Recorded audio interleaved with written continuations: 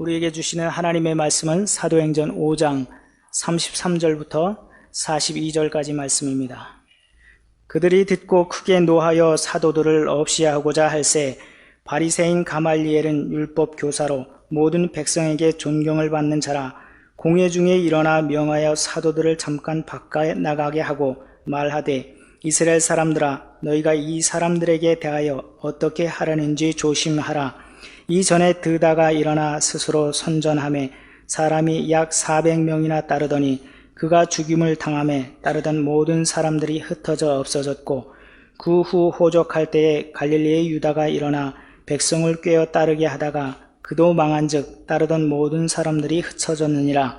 이제 내가 너희에게 말하노니 이 사람들을 상관하지 말고 버려두라. 이 사상과 이 소행이 사람으로부터 났으면 무너질 것이요 만일 하나님께로부터 났으면 너희가 그들을 무너뜨릴 수 없겠고 도리어 하나님을 대적하는 자가 될까 하노라 하니, 그들이 옳게 여겨 사도들을 불러들여 채찍질하며 예수의 이름으로 말하는 것을 금하고 놓으니, 사도들은 그 이름을 위하여 능력받는 일에 합당한 자로 여기심을 기뻐하면서 공회 앞을 떠나니라. 그들이 날마다 성전에 있든지 집에 있든지 예수는 그리스도라고 가르치기와 전도하기를 그치지 아니하니라. 아멘. 인생은 반복이라고 했습니다. 그래서 우리는 지난 시간에 사도행전 4장에서 있었던 모든 일들이 사도행전 5장에서 고스란히 반복되고 있음을 확인했습니다.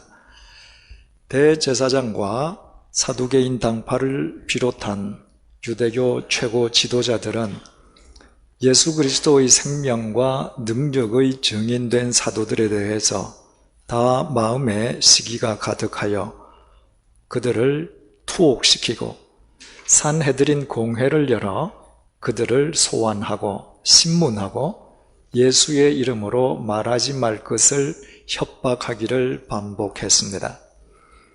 그에 반해서 사도들은 나는 새도 떨어뜨릴 권세를 지닌 유대교 최고 지도자들 앞에서 추호의 구람도 없이 너희가 십자가에 못 박아 죽인 예수를 하나님께서 다시 살리사 구주가 되게 하셨음을 자신들의 온 몸으로 증언하기를 반복했습니다. 유대교 지도자들이나 사도들이나 그들의 삶이 반복이긴 했지만, 그러나 그 반복의 의미는 전혀 달랐고, 반복의 의미가 무엇이냐에 따라서 그들의 인간 됨됨이마저 확연하게 구별되었습니다. 오늘 본문 33절은 이렇게 시작되고 있습니다. 그들이 듣고 크게 노하여 사도들을 없이 하고자 할 때, 유대교 지도자들은 너희들이 못 박아 죽인 예수가 메시아라는 사도들의 질타에 자신들의 잘못을 뉘우치기는커녕 오히려 사도들을 아예 죽여버리려고 했습니다. 그들이 마음만 먹으면 무슨 짓이든 못할 일이 없기에 사도들의 생명은 마치 풍전등화와도 같았습니다. 본문 34절에서 35절을 유의해 보시겠습니다. 바리새인 가말리엘은 율법 교사로 모든 백성에게 존경을 받는 자라. 공회 중에 일어나 명하여 사도들을 잠깐 밖에 나가게 하고 말하되, 이스라엘 사람들아, 너희가 이 사람들에게 대하여 어떻게 하려는지 조심하라. 사도들의 생명이 위기에 처한 그 절체절명의 순간에 가말리엘이 일어났습니다. 가말리엘은 당시 모든 유대인들이 존경하던 최고의 율법학자였습니다. 가말리엘의 이름이 우리 그리스도인에게 친숙한 것은 그 유명한 사도 바울이 유대교에 속해 있을 때 바울의 율법 스승이 바로 가말리엘이었기 때문입니다. 자리에서 일어난 가말리엘은 먼저 사도들을 잠깐 밖에 나가 있게 한 뒤에 유대교 지도자들에게 조심할 것을 경고했습니다. 왜 조심하지 않으면 안 되는지 그 이유를 가말리엘은 본문 36절에서 39절을 통해서 밝혔습니다. 이전에 드다가 일어나 스스로 선전함에 사람이 약 400명이나 따르더니 그가 죽임을 당함에 따르던 모든 사람이 흩어져 없어졌고 그 후 호적할 때에 갈릴리의 유다가 일어나 백성을 꿰어 따르게 하다가 그도 망한즉 따르던 모든 사람들이 흩어졌느니라. 이제 내가 너희에게 말하노니 이 사람들을 상관하지 말고 버려두라. 이 사상과 소행이 사람으로부터 났으면 무너질 것이요 만일 하나님께로부터 났으면 너희가 그들을 무너뜨릴 수 없겠고 도리어 하나님을 대적하는 자가 될까 하노라 하니. 가말리엘은 예전에 스스로 정치적 메시아를 자처하던 드다와 유다 집단이 한순간에 소멸되어 버린 예를 들면서 유대교 지도자들이 사도들을 죽여서는 안 된다는 사실을 역설했습니다. 사도들의 사상과 소행이 사도들 자신으로부터 나왔으면 가만히 내버려 두어도 언젠가는 사라지고 말 것이요. 만약 그 소행과 사상이 하나님께로부터 났으면 인간이 결코 무너뜨릴 수 없으면 말할 것도 없고 그 경우에 사도들을 대적하는 것은 곧 하나님을 대적한다는 의미에서였습니다. 사도들이 잠깐 밖에 나가 있는 바로 그 순간 산헤드린 공회 속에서 하나님을 생각하는 사람은 이처럼 가말리엘 단 한 사람밖에 없었습니다. 그 자리에 모여있는 모든 사람들은 하나님의 이름으로 밥 먹고 하나님의 이름으로 명예와 권세를 얻고 누리는 자들이었습니다. 하지만 그 자리에서 가말리엘을 제외하고는 그 누구도 하나님을 생각하려 하지 않았습니다. 그들이 사도들을 죽이려고 했던 것은 하나님의 공의나 하나님의 법을 위함이 결코 아니었습니다. 그것은 전적으로 사도들에 대한 시기와 질투심, 그리고 사도들로 인해서 자신들의 기득권이 흔들릴지도 모른다는 이기심으로 인함이었습니다. 그들은 하나님을 이용하기만 할 뿐, 삶의 매 순간마다 하나님을 생각하는 자들은 아니었기에 거리낌 없이 진리를 짓밟고 유린하는 삶을 반복했던 것입니다. 따라서 가말리엘은 그들로 하여금 하나님을 생각할 것을 촉구했던 것입니다. 이 이후에 가말리엘은 산헤드린 의장을 역임했다가 거의 말년에 개종해서 기독교 신자가 되었다는 전승이 있습니다. 가장 중요한 순간에 다른 사람과 달리 홀로 하나님을 생각하는 그 엿기에 성자 하나님께서 친히 이 땅에 오시어 인간의 죄값을 치르시고 돌아가셨다가 부활하셨다는 하나님의 복음을 믿는 것이 그에게는 대단히 자연스러운 일이었을 것입니다.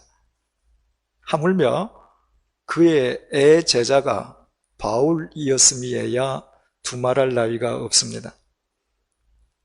사도 바울이 자신이 그토록 존경하던 가말리엘에게 전심으로 복음을 전하지 않았겠습니까? 가말리엘이 조심할 것을 경고한 뒤에 유대교 지도자들의 반응이 어떠했는지 40절이 밝혀주고 있습니다. 그들이 옳게 여겨 사도들을 불러들여 채찍질하며 예수의 이름으로 말하는 것을 금하고 놓으니, 유대교 지도자들은 가말리엘의 지적을 옳다고 받아들였습니다. 사도들의 언행이 하나님께로부터 낯설 수 있음을 인정한 것입니다. 그렇다고 해서 그들이 사도들을 불러서 자신들의 무례했음을 정중하게 사과하고 예의를 갖추어서 석방시켜 준 것은 아니었습니다. 도리어 그들은 사도들을 불러들여 채찍질을 하면서 다시는 예수의 이름으로 말하지 말 것을 협박한 뒤에야 마지못해 그들을 풀어주었습니다. 이것은 인간이 순간적으로 하나님을 생각하는 것은 쉽지만, 그러나 하나님의 관점에서 매사를 판단하고 행동하는 것은 쉽지 않다는 사실을 일깨워주고 있습니다. 믿음이란 매사에 하나님을 생각하면서 하나님의 관점으로 세상을 판단하고 행동하는 것을 의미합니다. 모든 신앙 훈련과 경건 훈련은 바로 이를 위함입니다. 하지만 신앙인의 삶 속에서 가장 중요한 이 부분이 유대교 지도자들에게는 결여되어 있었습니다. 그러지 않았던들, 사도들의 사상과 소행이 하나님께로부터 날 수 있음을 인정하긴 하면서도 하나님의 사람일 수 있는 사도들을 채찍질하고 협박하는 이중성을 스스로 드러내어 보이지는 않았을 것입니다. 그 반면에 까닭 없이 채찍질까지 당했던 사도들의 반응은 본문 41절에서 42절이 전해주고 있습니다. 사도들은 그 이름을 위하여 능력받는 일에 합당한 자로 여기심을 기뻐하면서 공회 앞을 떠나니라. 그들이 날마다 성전에 있든지 집에 있든지 예수는 그리스도라고 가르치기와 전도하기를 그치지 아니하니라. 사도들은 왜 까닭 없이 채찍질 하느냐며 항거하거나 누구를 원망하지 않았습니다. 그들은 흑암의 권세로 뒤덮여 있는 이 세상 속에서 진리를 전하기 위해서는 능력이 수반된다는 것을 당연한 일로 받아들였을 뿐만 아니라 오히려 주님에 의해 그 일에 합당한 도구로 선택되었음을 기뻐했습니다. 그들은 다시는 예수 이름으로 말하지 말라는 유대교 지도자들의 협박에도 아랑곳 없이 집에 있든지 성전에 있든지 예수 그리스도의 증인된 삶을 멈추지 않았습니다. 그들이야말로 매사에 하나님을 생각하고 하나님의 관점에서 세상을 판단하고 행동하는 진정한 신앙인이었던 것입니다. 사도들이 밤이나 낮이나 진리를 반복하는 삶을 살 수 있었던 것은 바로 이런 이유에서였습니다. 신앙은 주일에 단 한 번 예배 시간에 참석해서 하나님을, 그것도 하나님에 대하여 생각하는 것이 아닙니다. 평소에 말씀을 통해서, 기도를 통해서, 묵상을 통해서 하나님을 생각하고 오직 하나님의 관점에서 매사를 판단하고 행동하는 것을 의미합니다.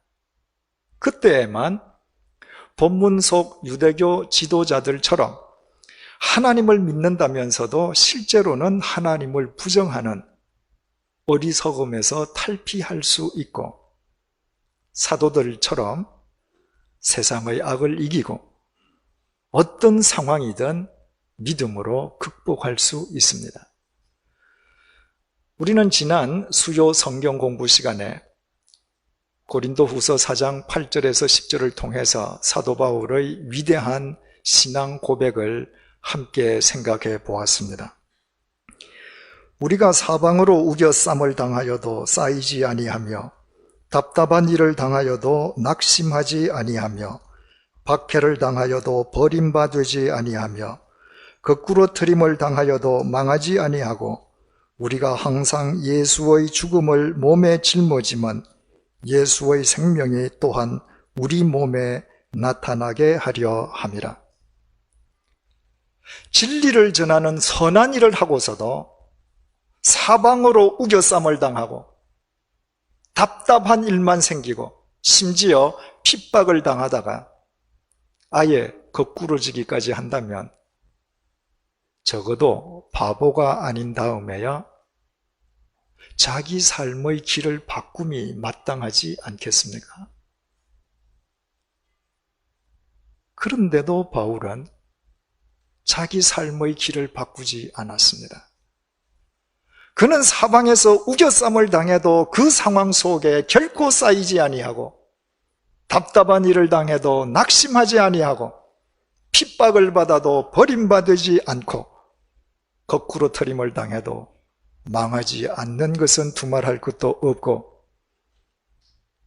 자신의 삶을 통해 오직 예수 그리스도의 생명만 드러나게 하기 위해서 기꺼이 자기 자신을 부인하는 삶을 매일 반복하며 살았습니다.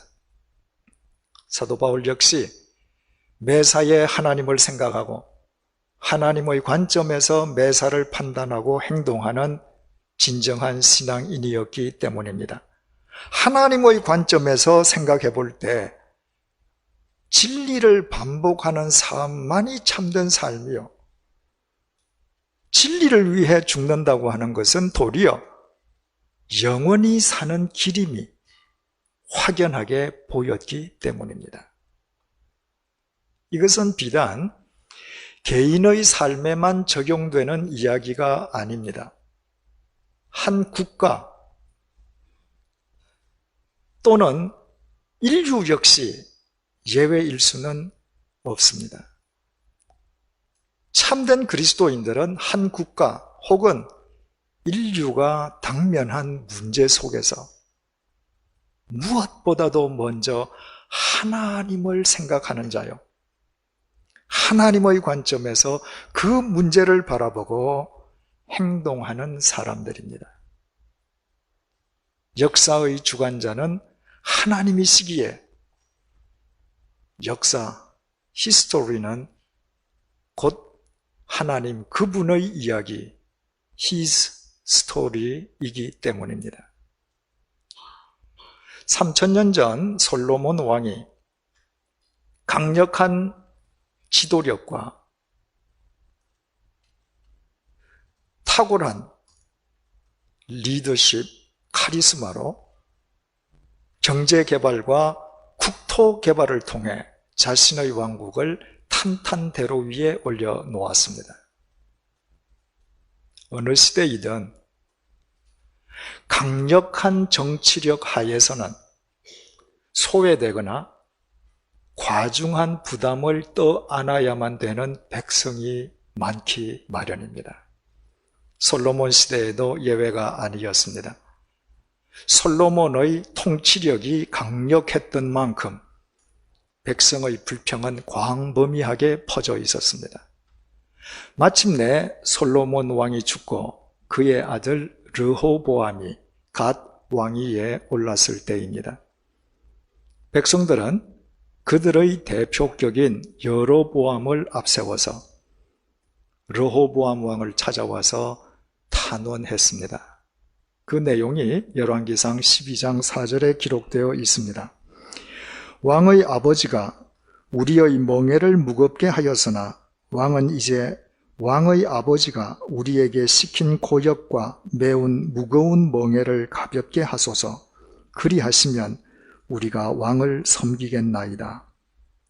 솔로몬 왕처럼 백성들에게 과중한 부담을 지우지 아니하면 새로운 왕인 당신에게 충성을 다하겠다는 일종의 조건부 충성 서약이었습니다. 르호보암은 먼저 솔로몬 왕을 모셨던 원로 대신들의 자문을 구했습니다. 원로 대신들은 르호보암에게 백성들의 요구를 들어줄 것을 권했습니다. 솔로몬 왕을 모셨던 원로 대신들 보기에도 솔로몬 치하에서 백성들에게 큰 부담이 안겨졌었음을 인정했던 것입니다. 르호보암은 이번에는 자신의 젊은 친구들을 불러서 의견을 구했습니다. 세상 물정에 눈이 어두운 그의 젊은 친구들은 르호보암 왕에게 이렇게 말하라고 권했습니다. 내 새끼손가락이 내 아버지의 허리보다 굵으니 내 아버지께서 너희에게 무거운 멍에를 매게 하였으나 이제 나는 너희의 멍에를 더욱 무겁게 할지라. 내 아버지는 채찍으로 너희를 징계하였으나 나는 전갈 채찍으로 너희를 징계하리라. 동서고금을 막론하고 권력자가 새로 권력의 자리에 앉았을 때에는 먼저 백성의 마음을 얻기 위해서 유화 정책을 쓰는 것이 정치의 기본입니다. 그렇다면 르호보암은 응당 원로 대신들의 권유대로 백성들의 요구를 들어주어야만 했습니다.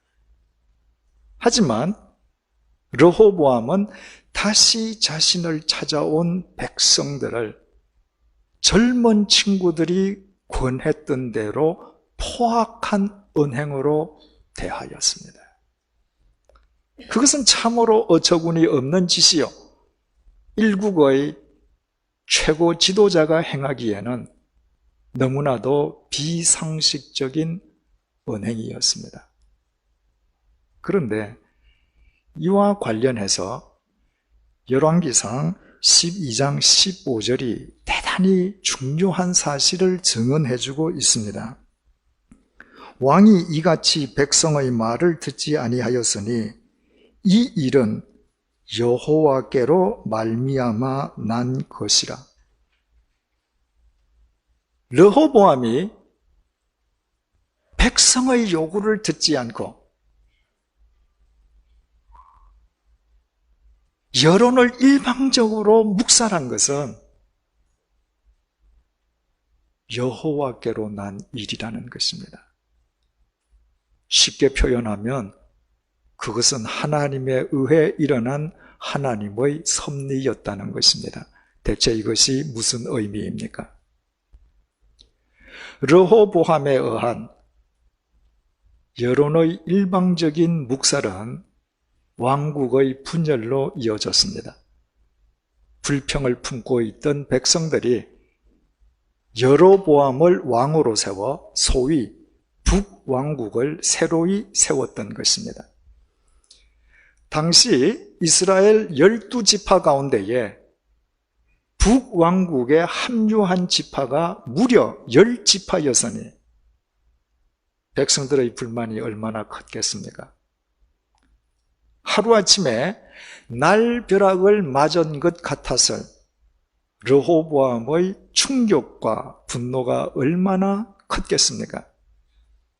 그는 아직까지 자신의 왕국에 남아있는 18만 명의 군사들을 즉각 소집해서 자신을 배신한 북왕국과 일전을 불사하려고 했습니다. 바로 그때 스마야 선지자를 통해서 하나님의 말씀이 임하셨습니다. 열왕기상 12장 24절의 증언입니다. 너희는 올라가지 말라. 너희 형제 이스라엘 자손과 싸우지 말고 각기 집으로 돌아가라. 이 일이 나로 말미암아 난 것이라. 하나이던 왕국이 두 왕국으로 분열된 것이 하나님께로부터 난 일이라는 것입니다. 대체 왜 하나님께서는 르호보암으로 하여금 국민의 여론을 묵살하게 하고 그로 인해서 하나이던 왕국이 두 개로 분열되게 하시는 것입니까? 그 원인 역시도 솔로몬 왕에게까지 거슬러 올라갑니다. 하나님께서 주신 지혜와 부귀영화의 정점에서 솔로몬은 교만의 늪에 빠져버리고 맙니다. 처첩을 무려 1,000명이나 거느리는 육적 타락은 말할 것도 없고, 하나님의 거룩한 성전을 지었던 자신의 손으로 이방신을 섬기는 산당을 짓고 우상을 섬기는 영적 타락에까지 빠졌습니다. 그때 하나님께서는 반드시 솔로몬 왕국이 분열될 것을 예고하셨고, 그의 아들 르호보암 시대에 이르러 실제로 왕국은 둘로 쪼개어지고 말았던 것입니다. 따라서 왕국의 분열이야말로 인간의 교만은 반드시 분열을 낳고 만다는 하나님의 준엄한 경고인 동시에 다시는 어리석은 교만에 빠지지 말라는 하나님의 사랑의 권면이었습니다. 따라서 하루아침에 자기 왕국의 절반 이상을 잃고 경노해서 북왕국과 일전을 불사하려는 르호보암에게 그 모든 일이 하나님께로부터 난 일이라는 것을 하나님께서 깨우쳐 주신 것은 르호보암으로 하여금 왕국의 분열을 하나님의 관점에서 파악하고 행동하게 해 주시기 위함이었습니다. 역사의 소용돌이 속에서 먼저 역사의 주관자이신 하나님을 생각하고 하나님의 관점에서 그 소용돌이를 볼 때에만 그 소용돌이 속에서 이루시기 원하시는 하나님의 뜻을 바르게 분별할 수 있기 때문입니다. 지난 월요일인 10월 9일 아침 10시 35분경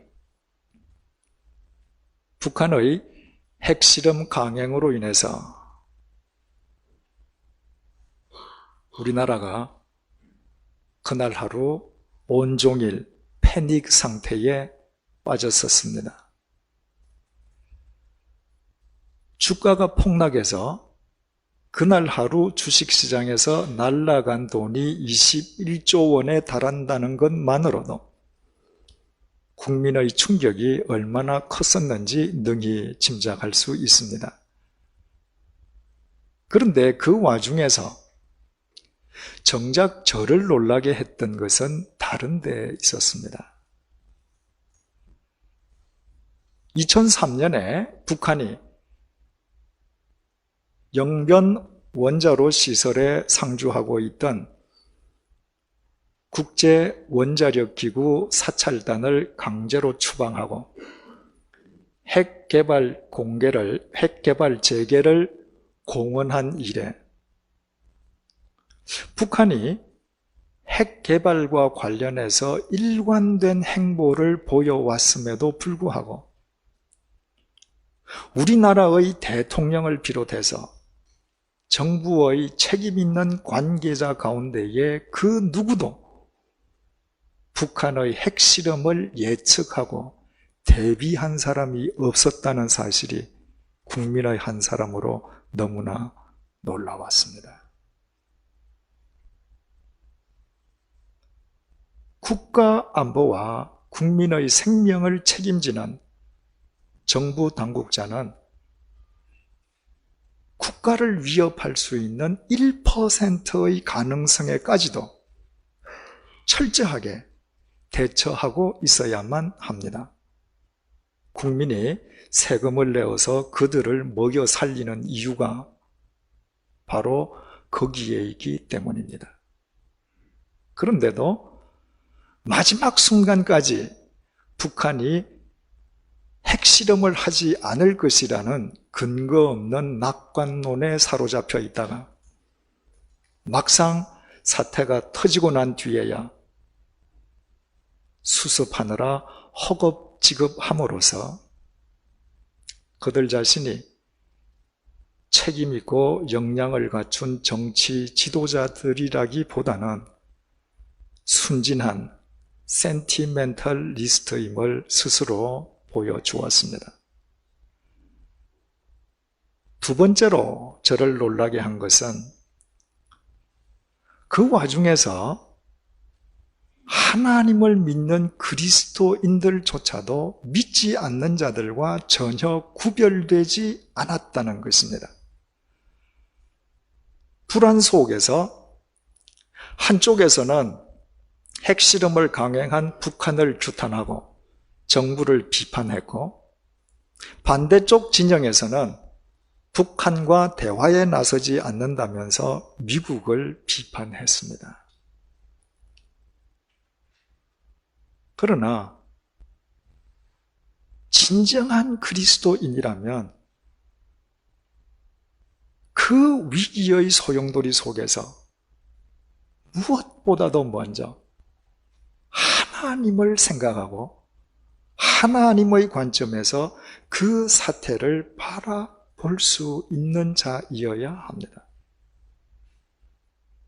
오직 하나님만 역사의 주관자이십니다. 하나님께서 허락하시지 아니하시면 참새 한 마리도 떨어질 수 없음을 우리 주님께서 밝히셨습니다. 르호보암이 국민의 여론을 묵살하고 나라가 줄로 쪼개어진 것 자체가 하나님께로부터 난 일이었다면 어찌 북한의 핵실험 속에 이 민족을 위한, 이 땅의 교회를 향한, 하나님을 믿는 우리 각자를 향한 주님의 뜻과 메시지가 없겠습니까? 솔직히 말해서 그동안 우리가 얼마나 교만했습니까? 우리가 지니고 있는 것들과 우리의 능력으로 무엇이든 다 할 수 있다는 자만에 빠져 있지 않았습니까? 하나님을 믿는다면서도 결정적인 순간에는 하나님을 믿는 것이 아니라 세상을 더 신봉하지 않았습니까? 그런데 북한의 핵실험 한 번으로 마치 폭격을 맞은 것처럼 우리 삶의 근간이 뒤흔들려 버리고 말았습니다. 그것이야말로 그동안 우리가 결코 우리를 책임져 줄 수 없는 것들을 붙잡고 신봉해 왔음을 우리 스스로 입증한 것이 아니겠습니까? 그래서 저는 개인적으로 북한의 핵실험은 영적 교만과 영적 무지와 영적 빈곤에 빠져 있는 우리를 흔들어 깨우시고 치유해 주시려는 하나님의 은혜임을 믿고 있습니다. 이 시점에서 하나님을 믿지 않으면 모르되 하나님을 믿는 우리 그리스도인에게 가장 큰 문제는 북한의 핵실험 그 자체가 아닙니다. 국가적인 위기를 당하고서도 국민을 더 이상 분열시키지 않고 국민을 통합시키기에는 정부가 함량 미달이라는 데에도 있지 않습니다. 이 시점에서 우리 그리스도인들의 가장 큰 문제는 하나님을 믿는다면서도 실제로는 믿지 않는다는 데에 있습니다. 하나님을 믿는다면서도 가장 중요한 순간에는 하나님을 생각하지 않는다는 것입니다. 하나님을 믿는다면서도 하나님의 관점으로 세상과 역사를 바라보고 행동하려 하지 않는다는 것입니다. 이제 우리 모두 이 위기를 예수 그리스도 안에서 전화위복의 계기로 삼아야 합니다. 이 나라의 정치 지도자들이 개인적인 이념과 당파적인 이해, 득실을 초월해서 진실로 국가와 국민의 생명을 지키는 데에 총력을 집중할 수 있도록 우리 모두 기도하십시다. 아울러 하나님을 믿는 우리가 언제나 하나님을 생각하고 하나님의 관점으로 판단하고 행동함으로 우리 각자가 지켜야 될 삶의 터전을 믿음으로, 하나님의 말씀으로, 하나님의 정의로 바르게 지켜 나아가십시다. 역사의 주관자는 하나님이시기에 북핵 문제의 근본적인 해결도, 한반도의 통일도 궁극적으로는 하나님에 의해서만 가능할 것입니다. 독일이 통일된 지 10년째 되는 해였던 2000년에 저는 스위스 제네바에서 살고 있었습니다. 10주년 기념일인 2000년 10월 3일이 가까워지면서 유럽의 TV들은 독일 통일과 관련된 특별 프로그램들을 방영했고 10주년 기념일인 당일에는 독일 통일의 주역이었던 미국의 부시 전 대통령, 소련의 고르바초프 전 대통령, 독일의 콜 전 수상이 함께 출연하는 대담 프로그램도 있었습니다. 그 모든 프로그램들 속에는 한 가지 공통점이 있었습니다.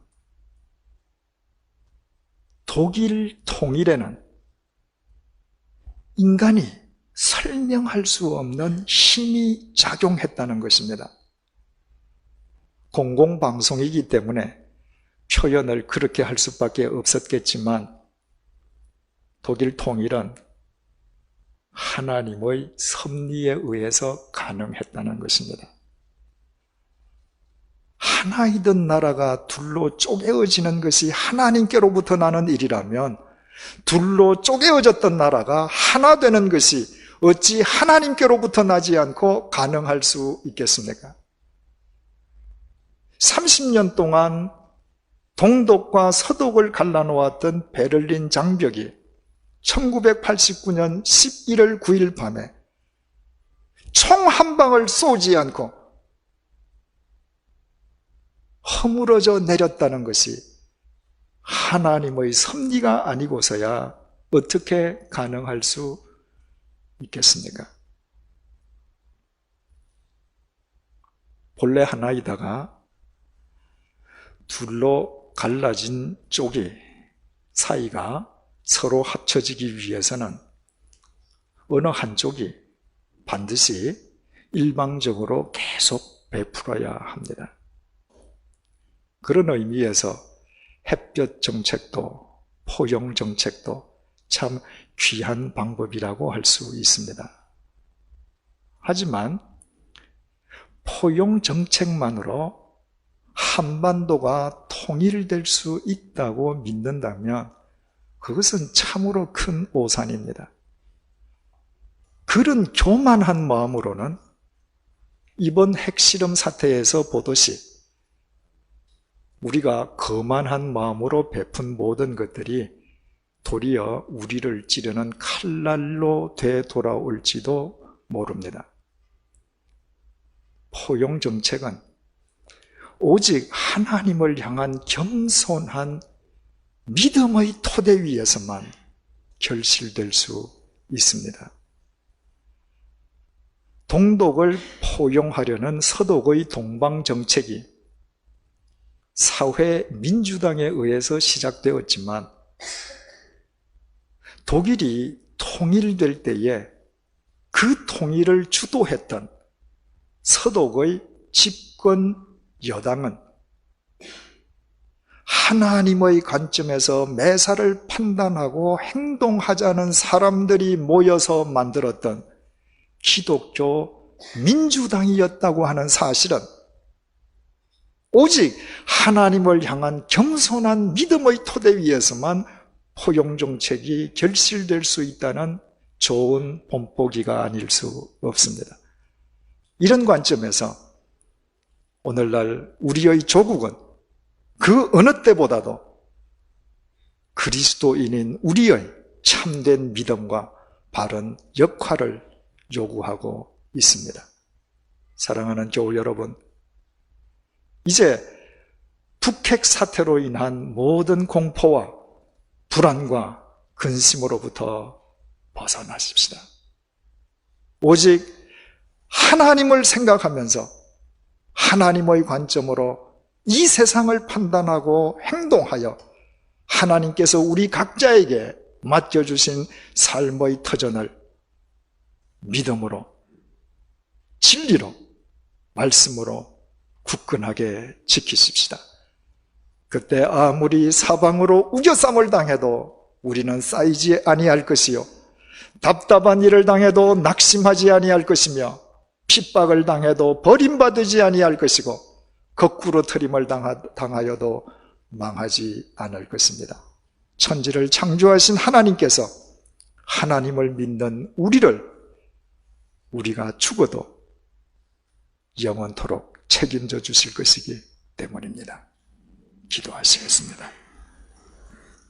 하나님, 유대교 지도자들이 불순분자로 간주하여 죽이려 했던 사도들의 언행은 하나님께로부터 난 것이었습니다. 갓 왕위에 오른 르호보암이 원로 대신들의 권유를 버리고 국민의 요구를 묵살한 것도 하나님께로 말미암은 일이었습니다. 르호보암으로 인해 하나이던 왕국이 둘로 쪼개어진 것 역시 하나님께로 말미암았습니다. 주님, 지난 월요일 북한의 핵실험 강행으로 온 국민이 불안해하고 있습니다. 그러나 우리는 이 시간 역사의 주관자는 하나님이시기에 이것 또한 하나님께로부터 난 일임을 믿습니다. 이제 우리 모두 이 사태를 예수 그리스도 안에서 전화 위복의 기회로 삼게 하여 주옵소서. 정부 당국자는 자신의 개인적인 이념이나 당파적 이해관계를 초월하여 국가와 민족의 안위를 지키기 위해 그들의 신명을 다 바치게 하여 주옵소서. 우리 그리스도인들은 그동안 하나님을 믿는다면서도 실은 자신과 세상의 것을 더 신봉했던 영적 교만과 잘못을 회개하게 하여 주옵소서. 이제부터 매사에 하나님을 생각하고 매사를 하나님의 관점에서 판단하고 행동하도록 도와주옵소서. 오직 믿음으로 하나님께서 우리 각자에게 맡겨주신 삶의 터전을 굳건하게 지켜가게 하여 주옵소서. 그리하여 사방으로 우겨쌈을 당하여도 쌓이지 아니하며, 답답한 일을 당하여도 낙심하지 않으며, 박해를 당해도 버림받지 않으며, 거꾸로 트림을 당하여도 망하지 않는 산 믿음의 소유자가 되어 하나님에 의해 주어질 통일의 그날을 믿음으로 겸손하게 준비하는 그리스도인들이 되게 하여 주옵소서. 예수님의 이름으로 기도드립니다. 아멘.